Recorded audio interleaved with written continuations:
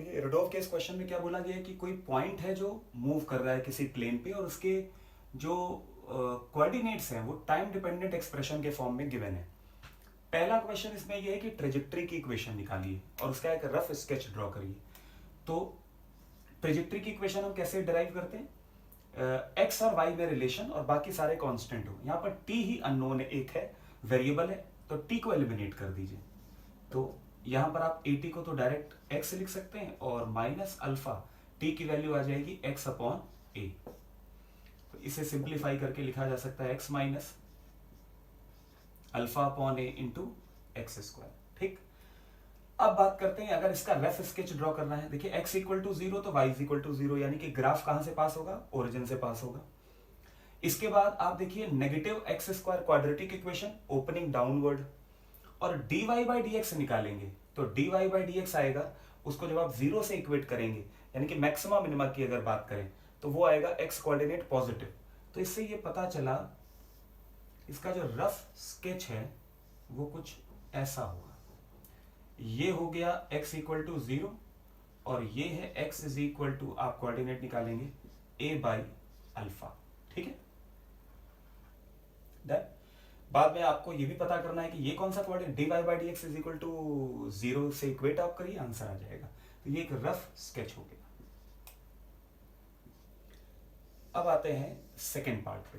Second part बोला velocity और acceleration का टाइम डिपेंडेंट एक्सप्रेशन निकालिए। तो कैसे बताएंगे, अगर हम यहां पर लिखें dx बाई डी टी तो ये आपको मिलेगा a, और dy बाई डी टी तो ये मिलेगा, आप इसको मल्टीप्लाई अगर करें तो इसका डिफरेंशिएशन होगा a, ये यहां पर मल्टीप्लाई होके माइनस ए अल्फा, तो माइनस टू ए अल्फा टी।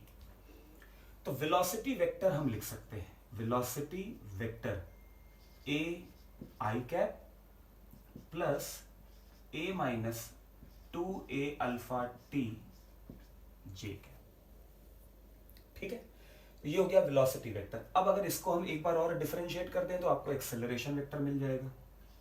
तो डीवी वेक्टर बाई dt ये हो गया एक्सेलरेशन वेक्टर। इसको डिफरेंशिएट करेंगे जीरो, इसको डिफरेंशिएट करेंगे जीरो, इसका डिफरेंशिएशन आ जाएगा माइनस टू ए अल्फा जे कैप। यहां से पता चला कि एक्सेलरेशन तो कांस्टेंट है, एक्सेलरेशन की वैल्यू कांस्टेंट है। ठीक है, अब आते हैं, ये हो गया आपका सेकेंड पार्ट। थर्ड पार्ट में बोला गया angle between velocity and acceleration बताइए, कब, पाई बाई फोर पर। ठीक है, सॉरी, बोला गया टाइम बताइए जब दोनों के बीच का एंगल पाई बाई फोर हो। तो हमें पता है कि दो अगर वेक्टर आपको दिए हो तो उनके बीच का एंगल हम निकालते हैं, cos theta is equal to A dot B upon mod A mod B, मतलब डॉट प्रोडक्ट का एक एप्लीकेशन है। अगर हम वो यहां पर एक्सप्रेशन अप्लाई करें, फॉर्मूला अप्लाई करें, तो देखिए आप लिखेंगे cos 45 is equal to velocity vector dot acceleration vector divided by mod v mod omega. ठीक है, cos 45 हो जाएगा 1 upon root two,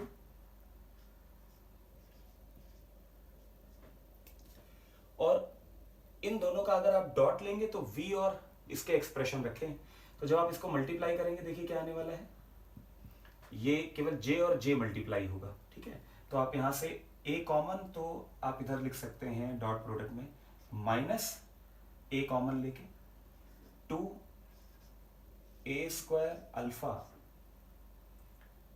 1 minus two alpha T divided by mod v mod omega. तो मॉड ओमेगा ये है, mod v की value यहां से आप लिख लें, तो मॉड v हो जाएगा under root a square plus a minus two A alpha T whole square into, इसको आप डायरेक्ट टू ए अल्फा ही लिखा रहेंगे क्योंकि इसका मैग्नीट्यूड यही आने वाला है। ठीक है, अब इसे हमें सॉल्व करना है।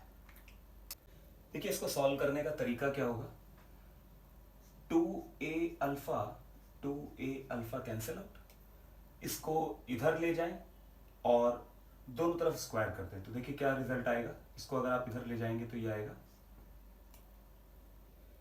ए square plus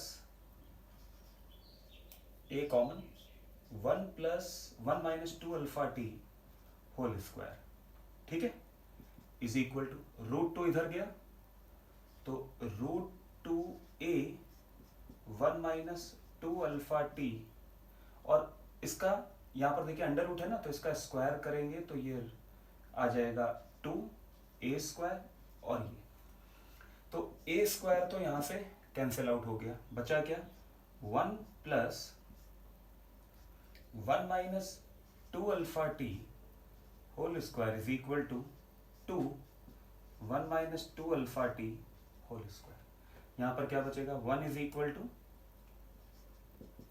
1 minus 2 alpha T whole square, ठीक है। अब इसे आप सिंप्लीफाई करके लिख सकते हैं 1 minus 2 alpha T is equal two plus minus 1, ठीक है।